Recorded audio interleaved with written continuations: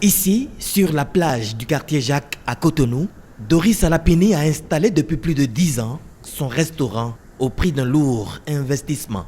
Mais la mer, dans sa fureur, ne lui a laissé aucune chance. Elle a investi des centaines de millions là. Et ce qu'on appelle ça, l'épaisseur de 1 mètre près, sur 4 mètres de profondeur. Rien que de béton. Allez imaginer, sur près de 200 mètres. Et après ça, elle a continué le rechargement. Sinon, le quartier aussi serait atteint. Honnêtement, je suis très malade actuellement de tout ça. Et je suis fatiguée. Mais malgré que je suis malade de tout ça, de toute cette pression, je vais quand même continuer le combat.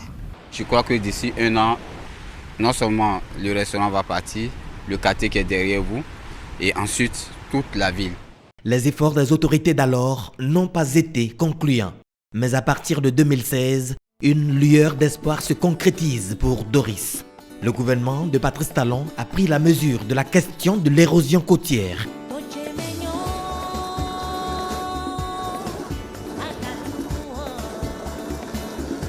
Sur les 3 segments identifiés pour être sécurisés, figure comme première priorité le segment de côte à l'est de Cotonou, en 2e phase, démarré en janvier-février 2017.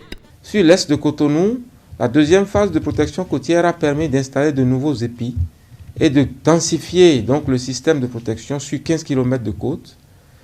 Nous avons installé de nouveaux épis de protection côtière. Nous avons rechargé systématiquement l'ensemble du segment de côte allant du chenal de Cotonou jusqu'à la hauteur de la commune de Sérénkodi, au niveau des zones du poste de péage d'Ekwe et de Seïvé. Ces travaux ont permis de construire 4 épis, d'injecter plus de 4 500 000 mètres de sable au moyen donc d'un dragage par navire et refoulement sur la plage.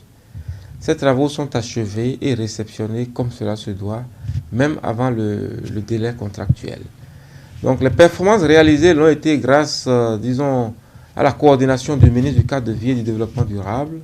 Ces recommandations et instructions ont été suivies à la lettre, au point où l'entreprise et la mission de contrôle qui ont été mobilisées ont dû mettre les bouchées doubles pour que nous ayons ces résultats.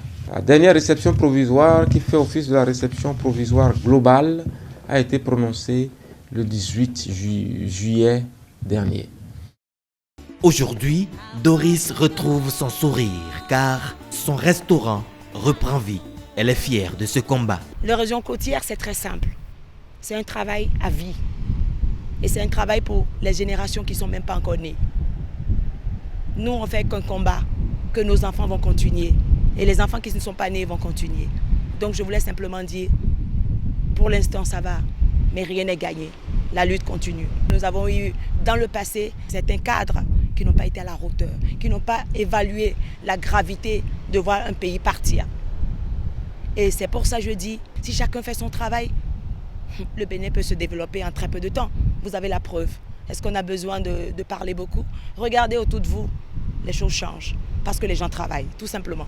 Le Front uni pour la lutte contre l'avancée de la mer, Foulam, créé en 7 ans de forte érosion côtière, est logiquement en voie de disparition grâce à la détermination de Patrice Talon.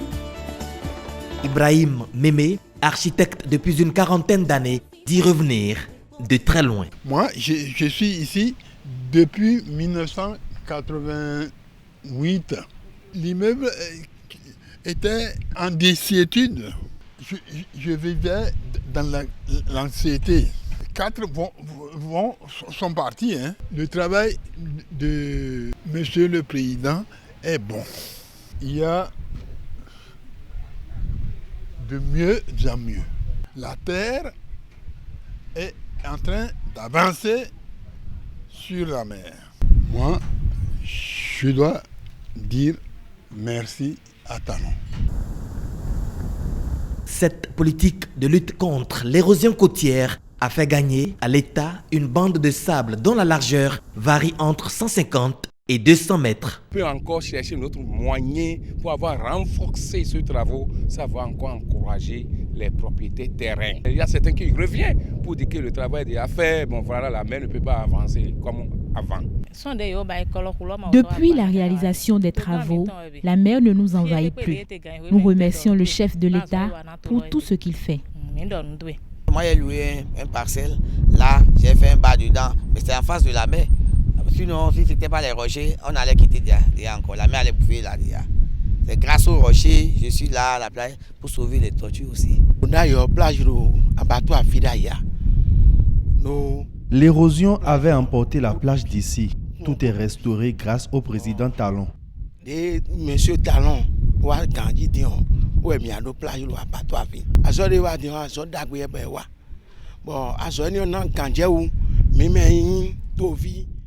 Les travaux nous rassurent et beaucoup ont repris la construction de leur maison.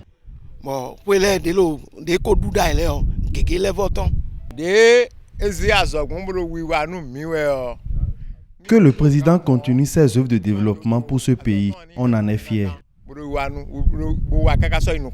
Dans les quartiers Akwakwa Dodoma et Donatin, le gouvernement a décidé de créer un lac marin puisque désormais la fatalité est en train d'être vaincue. En zone côtière, je pense, et au regard donc des résultats que nous enregistrons depuis 2016, nous sommes fondés à dire que nous sommes en train de vaincre une certaine fatalité.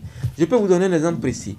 En 2011, 2012, 2013, 2014 et 2015, nous avons toujours enregistré des décès à la plage de Cotonou. Mais depuis 2016, 2017, c'est terminé. Les populations peuvent en témoigner. D'ailleurs, elles en témoignent.